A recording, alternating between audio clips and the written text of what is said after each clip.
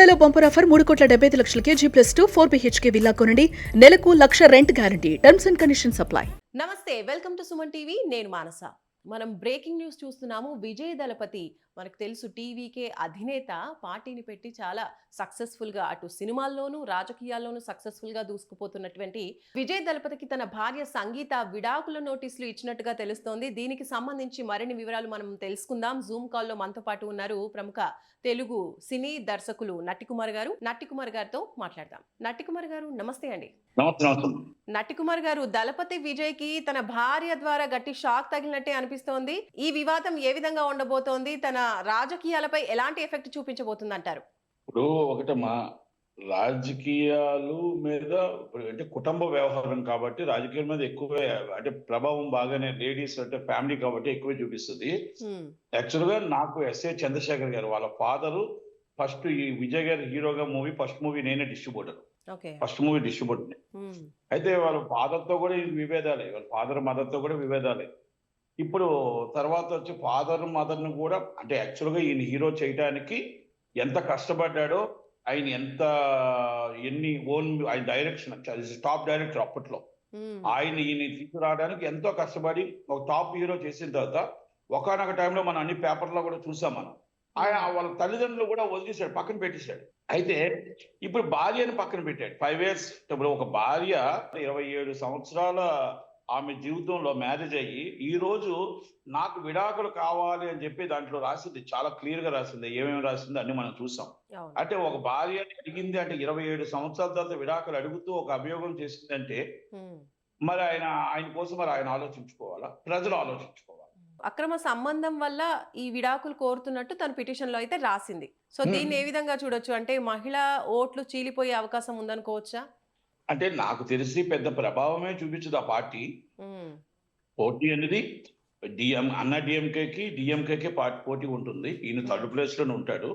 కానీ ఏది ఏమైనా ఈయనకి వాళ్ళ భార్య వేసిన పిటిషన్ లో ఈజ్ అ వైఫ్ అంటే ఎవరో లవరో ఇంకొకరో లేకపోతే బయట ఆమె నాకు సంబంధం ఉందని వేయలేదు. Is the wife. 27 years wife, కాపురం చేసిన వైఫ్ వేసింది. ఏమని నాకు విడాకులు ఇవ్వండి అని అడుగుతూ ఈయన ఎందుకు విడాకులు కావాలి, ఈయన ఎక్కువ అక్రమ సంబంధం ఏంటి అనేది మొత్తం వివరిస్తూ గత కొంచెం ముందులో బీజేపీ అధ్యక్షుడు చేసిన దానికి దీనికి లింకులు కలుస్తున్నాయి. అంటే ఆ రోజు బీజేపీ అధ్యక్షుడు చేసిన దాన్ని అందరం ఖండించాం. ఎందుకంటే అక్కడ హీరోయిన్ ఉంది, హీరోయిన్ నేమ్ ఎత్తాడు కాబట్టి మనం ఎత్తాం. ఇప్పుడు నేమ్ ఎత్తకూడదు, నేమ్ ఎత్తాడు ఆయన చేసాం. కానీ ఏదైనా ఒక రాజకీయ నాయకులు అంటే రాజకీయం అంటే ఇలాగ అయిపోతుందా అనేది మనకు అర్థం కావట్లేదు. రాజకీయంలో విలువలు పోయాయి, రాజకీయంలో నిబద్ధత పోయింది. రాజకీయంలో ఒకప్పుడు రాజకీయం వేరు, ఈ రాజకీయాలు వేరు. ఇప్పుడు ఆ రాజకీయంలో మనం ఏమి నేర్పించబోతున్నాం, రేపు రాబోయే తరానికి మనం నించోని రేపు ఎలక్షన్ లో ఏమని చెప్పబోతున్నాం, రేపు లేడీ మహిళలకు ఏం చెప్పబోతున్నాం, మన హిందూ సాంప్రదాయం ప్రకారం ఏం చెప్పబోతున్నాం, మన పెళ్లిళ్ళ విషయాలు చెప్పబోతున్నాం, మన భార్య విడాకుల కోసం ఏం చెప్పబోతున్నాం. అంటే ఒక పార్టీ పెట్టామంటే పార్టీలో నిబద్ధత ఉండాలి. ఓకే, ఈ రోజు నా భార్య అబద్ధం చెప్తుంది, ఓకే, 27 సంవత్సరాలు మీతో కాపురం చేసిన భార్య మీకు అబద్ధం చెప్తుందని ఎలా నమ్ముతారు? ఎంత బాధ అనిపిస్తే ఆమె బయటకు వచ్చి విడాకులు కూర్చుంది.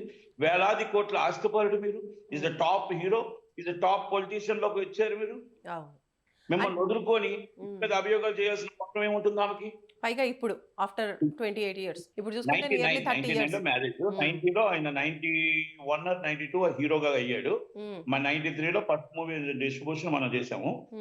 అంటే నేనేమంటున్నానంటే ఇప్పుడు ఈ రోజు 99లో మ్యారేజ్ అయిన అమ్మాయి ఆమె ఈ రోజు మీకు వచ్చి బయటకు వచ్చి మాట్లాడవలసిన పరిస్థితి వస్తుంది. రెండోది ఆమెది అబద్ధం అని నమ్మడానికి ఎవరు కూడా సిద్ధంగా ఉండరు. ఇక్కడ ఇప్పుడు పొలిటికల్ గా పంచులేయచ్చు అలా అంటారు. కానీ అందరూ ఆమె తప్పు, ఆమె వచ్చి డిఎంకే వాళ్ళు కొన్న కేసు, లేకపోతే డిఎంకే వాళ్ళు ఆమెను కొనిచ్చారు కనుక డిఎంకే వాళ్ళ తరపు నుంచి ఆమె పిటిషన్ వేసి పార్టీని దెబ్బ కొట్టడం కోసం వేస్తున్నారు అని అనొచ్చు. ఎంత డిఎంకే అయినా లేకపోతే ఇంకో పార్టీ అయినా ఒక పార్టీ చేయమంటే భార్య చేస్తుందా? ఒక భార్య విడాకులు చేస్తుందా? ఒక భార్య అభియోగాలు చేస్తుందా? 27 సంవత్సరాలు మీతో కాపురం చేసి మీతో నిలబడి పిల్లలు ఉన్నారు కదా, ఇద్దరు పిల్లలు ఉన్నారు, టాప్ హీరో, అవును. వేలాది కోట్ల ఆస్తిపరుడు ఆస్తులు. మీరు, ఆ హ్మ్. చిన్న తరగని ఆస్తి ఉంది. అలాంటప్పుడు మిమ్మల్ని వదిలేసి మీ మీద ఎందుకు అభియోగం చేస్తుంది అనేది ప్రజలు ఆలోచిస్తారు, ఆలోచించాలి కూడా. కరెక్ట్. ఈ విషయంలో ముఖ్యంగా విజయ్ ప్రజలు సేతుపతి. ఆలోచించాలి కూడా. అంటే ఆమె వైపు న్యాయం ఉందా, మీ హ్మ్. వైపు న్యాయం ఉందా? మీ హ్మ్. వైపు తప్పు లేకపోతే ఆమె ఎందుకు బయటకు వచ్చింది ఈ రోజు? హ్మ్. అంటే ఓకే. ఆమె ఎంత బాధపడి ఉంటుంది. ఒక కుటుంబాన్నే సర్దిద్దుకోలేనోళ్ళు, మన భార్యని మనం చక్కదిద్దుకోలేనోళ్ళవి, మన పిల్లల్ని హ్మ్. చక్కదిద్దుకోలేని, రేపు రాష్ట్రాన్ని ఏం చక్కదిద్దుతారు, దేశాన్ని ఏం చక్కదిద్దుతారు అనేది హ్మ్. రేపు ప్రజలు ఆలోచించాలి. ప్రజలు ఆలోచించాలి. మన కుటుంబం, ఇప్పుడు కుటుంబం లాంటిదే రాష్ట్రం కూడా. మన అవును. కుటుంబాన్నే మనం సర్దిద్దుకోలేనప్పుడు రాష్ట్రాన్ని ఏం సర్దిద్దుతాం? హ్మ్. రాష్ట్రానికి ఏం మనం మెసేజ్ ఇస్తున్నాం మనం? విజయ్ దళపతిని దగ్గర నుంచి చూసారు. కాబట్టి అసలైన మనస్తత్వం ఎలా ఉంటుంది? ఏంటి? ఆ రోజు ఒక చిన్న హీరో, హ్యాపీ. ఆ రోజు ఆయన అందరితో కలిసి ఉండే వ్యక్తి. 93లో కలిసి ఉన్న వ్యక్తి. అయితే ఇప్పుడు హ్మ్. తర్వాత రాను రాను ఒక హీరోయిజం వచ్చేస్తే, మేకప్ పడి హీరోయిజం వచ్చేటప్పటికి తండ్రి గుర్తురాడు, కొడుకు గుర్తురాడు, ఫ్రెండ్స్ గుర్తురారు, ఎవరు గుర్తురారు. హ్మ్. అంటే not only Vijay, any hero okay. Makeup పడేటప్పుడు. ఇప్పుడు మనం ఒక సామెత చెప్తాం. పోలీసోళ్ళకి మనం కాకి బట్టలు అంటే డ్రెస్ వేసిన తర్వాత ఎవరు గుర్తురారు. అక్కడ తల్లి, తండ్రి ఎవరు గుర్తురారు. ఆళ్ళకి గుర్తే గుర్తొస్తది అన్నట్టు హ్మ్. మేకప్ పడితే చాలు. మేకప్ పడితే హ్మ్. ఆటోమేటిక్‌గా ఏమవుతుందంటే, ఆ ఈగోయిజం పెరుగుతుందో ఏమైతుందో తెలీదు గానీ, హ్మ్. ఆటోమేటిక్‌గా ఎవరు చూడనట్టు వెళ్ళిపోతుంటారు.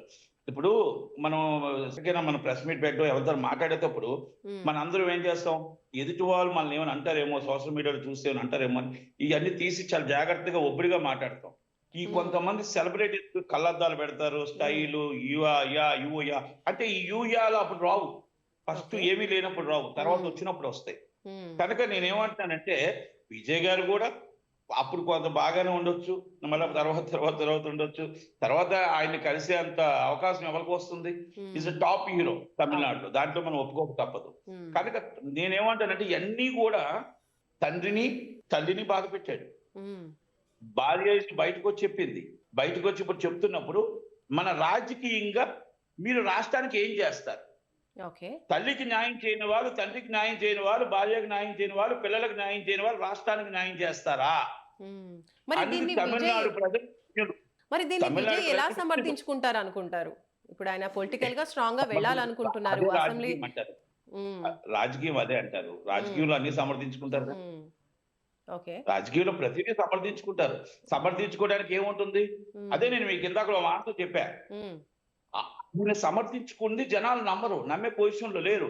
ఓకే. ఆమె మీద ఏ అభియోగం వేసినా, నా హ్మ్. భార్య ఈరోజు డీఎంకే వాళ్ళు చెప్పారు, లేకపోతే ఇంకో పార్టీ వాళ్ళు చెప్పారు, ఇంకో పార్టీ వాళ్ళు చెప్పారు, నా పార్టీ దెబ్బతీయడం కోసం, నాకు ఓట్లు దెబ్బతీయడం కోసం, నా రాజకీయంగా ఎదుగుదల దెబ్బతీయడం కోసం, ఈరోజు నా భార్య ఏసింది, నా భార్య విడాకులేసింది, నా భార్య నా మీద అక్రమ సంబంధం చెప్తుంది అని అన్నారనుకోండి. హ్మ్.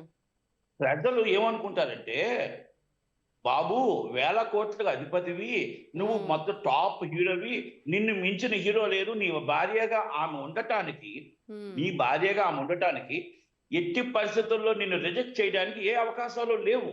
రైట్. ఎందుకంటే ఇప్పుడు నిన్ను వదులుకునే పరిస్థితి లేదు. అంటే ఆమె ఎంత బాధపడితే, ఎంత హ్మ్. టార్చర్ పడితే, ఎంత కష్టపడితే, హ్మ్. ఎంత ఇబ్బంది పడితే మీకు బయటకొచ్చింది ఒక భార్య యెస్. అనేది అర్థం చేసుకుంటారు హ్మ్. జనాలు.